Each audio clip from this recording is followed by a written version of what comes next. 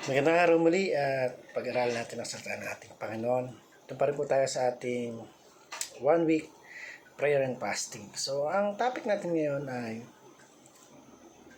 matatagpuan sa aklat ng Nehemiah 1 verse 1 hanggang 11.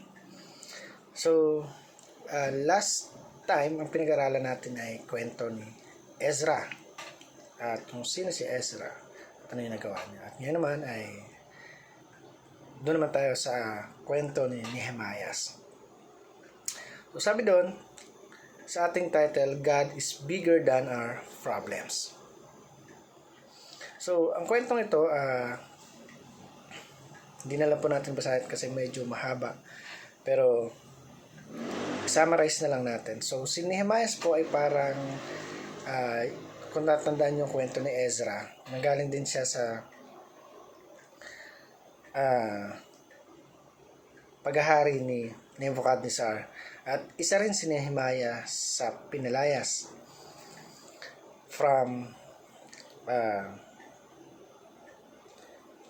the kingdom of Nebuchadnezzar. And that time, itong si Nehemiah ay isa ring Israelita. Titinabay siya sa lugar ng Babylon. At nung time na yon ay talagang hindi na okay yung parang mga ang Israelita doon sa mga Babylon. So that time hindi until hanggang ngayon Israel ay gusto nang mawala o talagang hindi sila nagkakasundo. Kung makikita natin, mapapansin natin na until now ay ang Israel ay nasa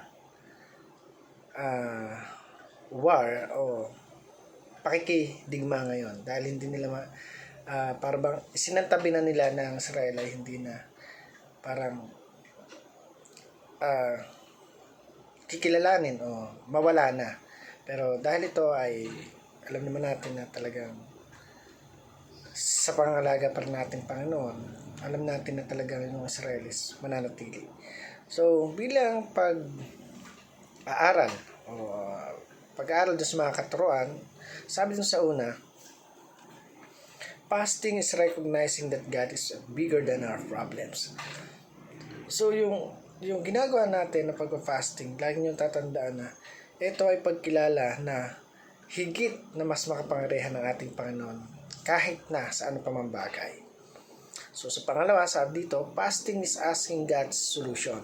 So yung ginagawa natin pag-fasting is gusto nating ipagkatiwala sa Panginoon yung lahat ng bagay na siya yung gagawa ng kapamaraanan at magbibigay ng solusyon sa mga tanong, mga kasagutan na ibibigay sa atin ng ating Panginoon tungkol sa tanong na hindi natin maintindihan. At ang Diyos ang bahalang kumilos at mag-provide ng kasagutan doon sa lahat ng katanungan natin. Pangatlo, sabi dito, fasting is relying on God's character and promises. So yung pagka-fasting is ito yung nagre-rely doon sa karakter at promises ng ating Panginoon na ang ating Diyos na mayroon tayo is kapag nangako yan, tinutupad yan.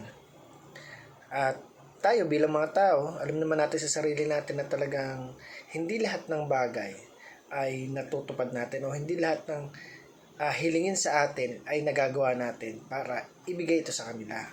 So, tayong lahat nasa laman parang nandun tayo at hindi natin talaga maiwasan na magkasala sa pag-iisip, sa pagsasalita, o sa mga nakikita natin. So, para naman po sa ating application, sabi dito, admit our sins, the sin of our family and our nations. So, i-admit natin yung kasalanan na mayroon tayo sa pamilya natin o sa buong bansa. Alam naman natin na talaga na sa sarili natin na we are not perfect at ang Panginoon lang yung perfect. Lahat tayo ay nagkakasala pa rin. Pero, bilang tagasunod ng ating Panginoon, nakikita at nalilesen natin yung mga pagkakasala na dati nating nagagawa pero ngayon ay naiwasan na natin. So, pangalawa, appeal to God's character and promises. So, doon tayo sa mga karakter na nais ng Diyos na ating gayahin. And yung promises niya sa atin na talagang hindi niya tayo iiwan, hindi niya tayo pababayaan sa kahit na ano pa mang pagkakataon o sitwasyon. Lagi lang tayong humingi ng gabay, ng pag-iingat sa araw-araw nating ginagawa. Mahirap man ito o madali, ang mahalaga ay yung connection natin sa ating Panginoon. Pangatlo, sabi dito, ask God to grant us success with our plan. So, lagi natin tanungan ng Panginoon kung ito ba talaga ay kalooban niya, kung ito ba talaga yung nais na ipagawa sa atin. Kailangan lagi tayong may confirmation from God. Kung ano ba yung ginagawa natin, kung tama ba yung ginagawa natin, o may mga bagay na tayong nalilikdangan o nawawala na, o hindi na nagagawa dahil sa mga bagay na pagkabisi natin. So, wag nating iparamdam sa ating Panginoon na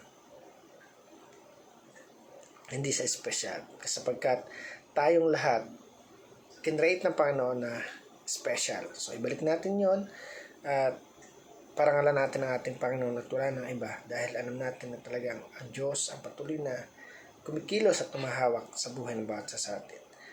So, again, I hope may natutunan kayo sa maikling video na to. Salamat sa panonood at pakikinig. Pagpalain kayo lahat ng ating Panginoon.